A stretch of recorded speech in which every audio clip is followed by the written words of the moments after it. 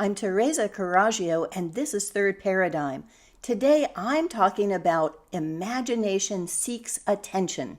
My friend Ernest, who posts on my YouTube as the Electric Mule, sent me an article saying that artificial intelligence is going to replace artists, that these are programs that take text and interpret it into imagery.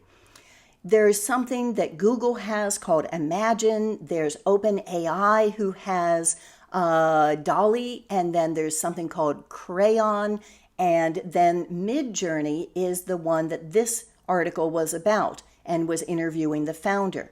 Now, these are not cheap. These require millions of images that it goes through and a processing training amount that can go up to $1 million or more. So even at the exorbitant cost of art school, it seems like it could pay for a scholarship or two. The art images that the supercomputer scans are done by real people and they're genuine intelligence. But there doesn't seem to be a plagiarism police for these artist drones. However, if you're crazy enough to not want your art to be part of this metaverse goulash, they'll consider a way for you to opt out, if you even know that you've opted in. And here's something really crazy. They're already saying that they will not allow this to be used for misinformation, which they lump together with gory graphic violence. I'm surprised that child pornography didn't get a shout out. Now, what kind of text can you put in that's going to create an image of misinformation? It seems to me that cartoonists are already doing an excellent job of making the obvious even more graphic. Robert Malone puts out his Friday Funnies and his Sunday Strip with some excellent examples. Would an anti-vaxxer Mona Lisa suddenly make people gasp and say, "I've been wrong all along"? They stress that it's not like Photoshop. You can't say, make a Bucha massacre look like it was done by Russians rather than Ukrainians by turning their white armbands into blue. But the same reason that it's absurd to call it misinformation is the reason it's absurd to call it art. It generates some cool pictures, but it is as soulless as a drum machine. In order to convey art or information, you need a heart. You need an intention. You need a complex idea that you can't adequately convey without accessing the mythic and the symbolic. The process of painting a picture or writing a poem is a way of collaborating with spirit and figuring out where it is that it wants to lead you. It's a question, not an answer. In Rob Brezsny's Free Will Astrology, which I cite often, he has a post called "You Are a Fluid Process, Not a Fixed Thing." And there were some excellent quotes in there that I'm going to read, but if you'd like to read them, they're on the Substack version of Third Paradigm. He starts with Carl Rogers saying, "You are a flowing river of change, not a block of solid material, a continually changing constellation of potentialities, not a fixed quantity of traits." And then philosopher Stephen T. Asma writes, "Imagination studies, or imaginology, also promises to reunite the body and the mind, reintegrate emotion and reason, and tessellate facts and values." Love that word, tessellate. And Gloria Steinem writes, "Imagining anything is the first step towards creating it." And then Rob himself has, "Your imagination is the single most important asset you possess. It's your power to create mental pictures of things that don't exist yet and that you want to bring into being. It's the magic wand you use to shape your future." And then he references an article from Reality Sandwich by M T Xen back in 2008 called Imaginal Hygiene. And this was so good that I put in some pretty long excerpts, so I'm going to need my glasses to read that. It starts with a quote from Carolyn Casey, who describes herself as a visionary activist astrologer and says, "Imagination lays the tracks for the reality train to follow." Xen continues, "We need a more holistic worldview. We must see through the cracks of the 3D empire and surface the deeper, more inclusive layers of consciousness, where all beings exist and all is interconnected. This, to me, is the ultimate purpose of the human imagination. It is to give expression to the creative matrix of nature, to allow the whole to become more conscious of itself.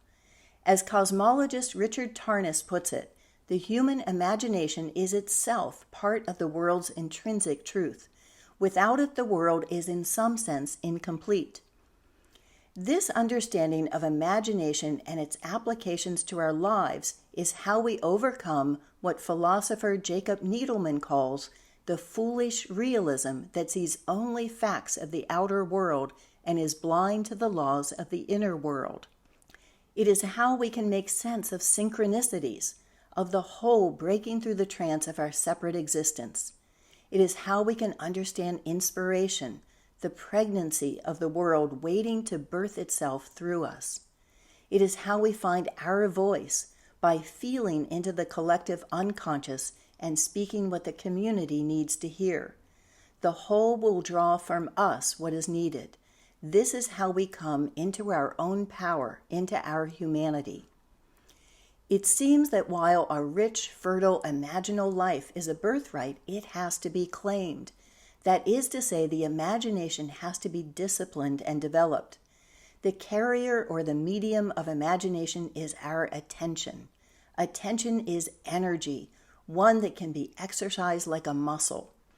The high arts of its development include the one-pointed concentration that comes of meditation, the energized focus of unself-conscious creative activity, and the merging of awareness and action in the present moment, often known as flow.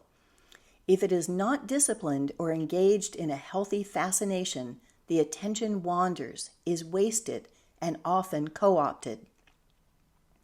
A more visceral way to understand the imagination is as a clear or clogged channel, not unlike your intestines. When you feed yourself with junk ideas, become bloated with ideologies, create chronic constipation from identity fixations, and infest yourself with the parasites of media hype and its addictions, you cannot expect the nourishing flow of creativity to flow easily through your being and blush your life with its radiance. Nor can you expect to easily become as a hollow bamboo for the goddess to play her tunes, as a hollow bone for the Great Spirit to sound his whistle. No, what is needed is to flush the system and repopulate it with the flora of rich archetypal perceptions and divine visions. What is needed is imaginal hygiene. Imaginal hygiene is the inner art of self-managing the imagination to defend it from forces that compromise, pollute, colonize, shrink, and sterilize it, and to cultivate those that illuminate, expand, and nourish it. I feel knowledge of this and its application is essential to the story of human survival into the 21st century.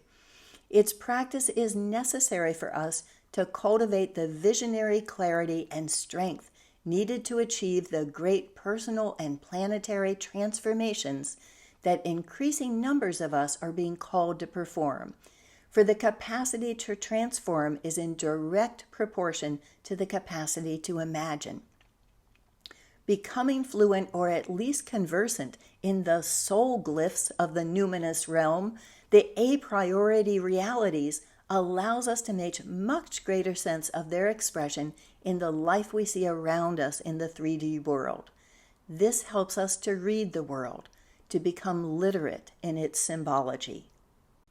Related to this, a new viewer named Stephen Martin recommended a TED Talk that had changed his life.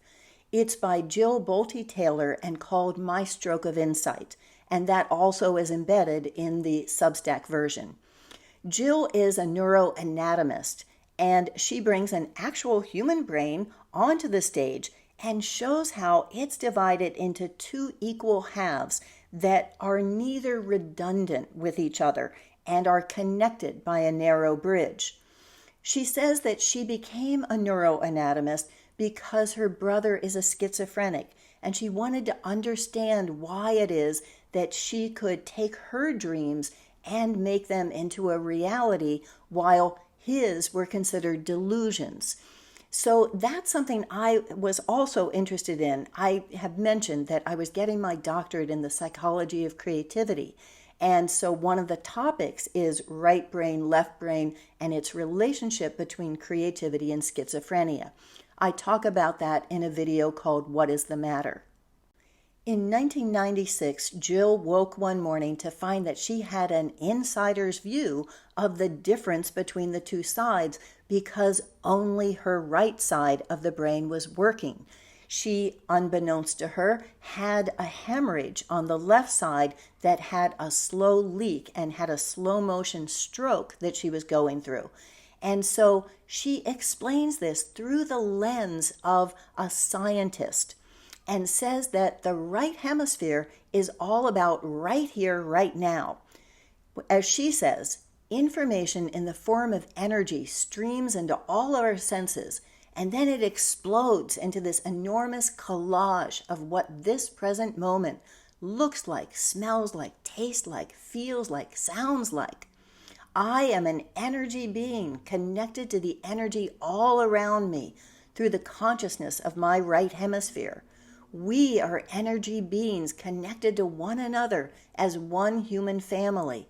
In this moment, we are perfect, we are whole, and we are beautiful.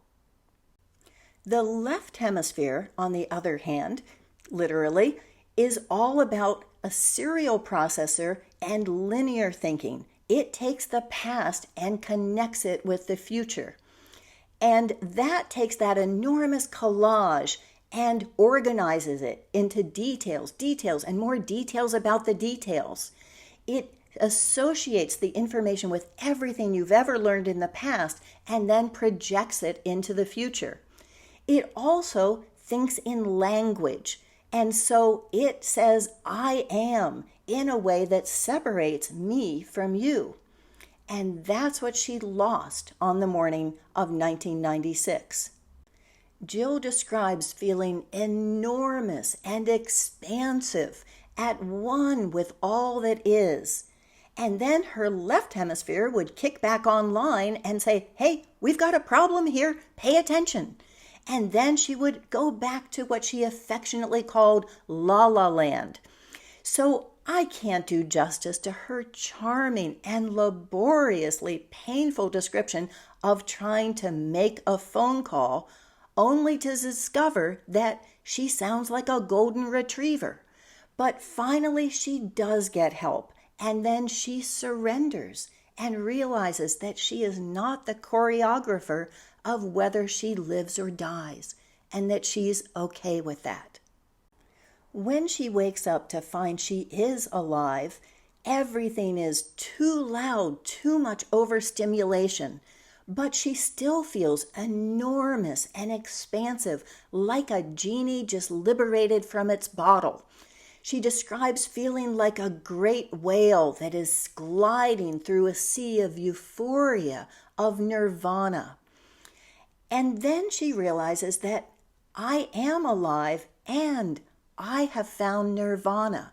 And she pictures a world filled with beautiful, compassionate, loving people who all know that they can access that same place just by stepping to the right of their left hemisphere.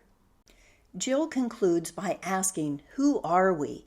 And she answers, we are the life force of the universe with manual dexterity and 2 cognitive minds. She believes that the more time we choose to spend running the deep inner peace circuitry in our right hemisphere, the more peace that will project into the world. In A Course in Miracles, which I've studied for going on 20 years, I think they call that right hemisphere experience revelation. What it says is that that's an intensely personal experience that is direct communication between God and creation, and that is our birthright, but that it is hard to translate, even though I think Jill does a darn good job. So revelation temporarily suspends all doubt and all fear, but it's tricky to bring that back into the rest of the world. What the Course calls miracles, however, are interpersonal. They are an expression of love between equals. And while miracles aren't under conscious control, like imagination, the readiness for them is, like attention, that the way that we bring attention to miracles is that we see other people as equals. We see them as having equal integrity as us, as wanting the best for everyone and wanting to make this into a better world. That's something that prepares us to be able to have that smile, that glance, the compliment, the joke, whatever it is that tells that person, you are better than perfect. You are a unique gift to me and to all of us.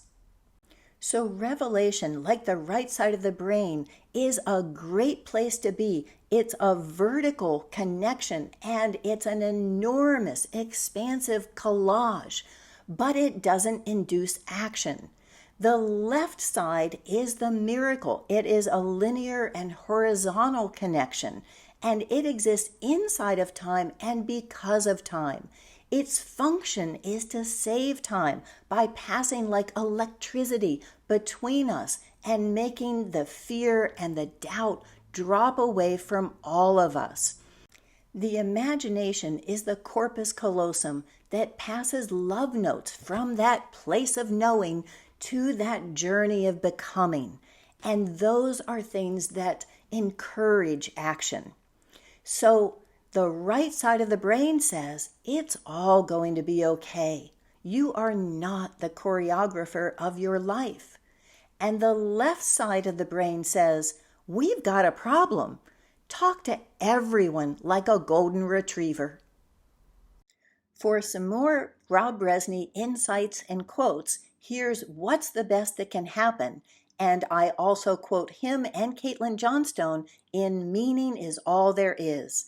Thank you for watching all the way through, and please leave me some love notes in the comments in your best voice as a golden retriever.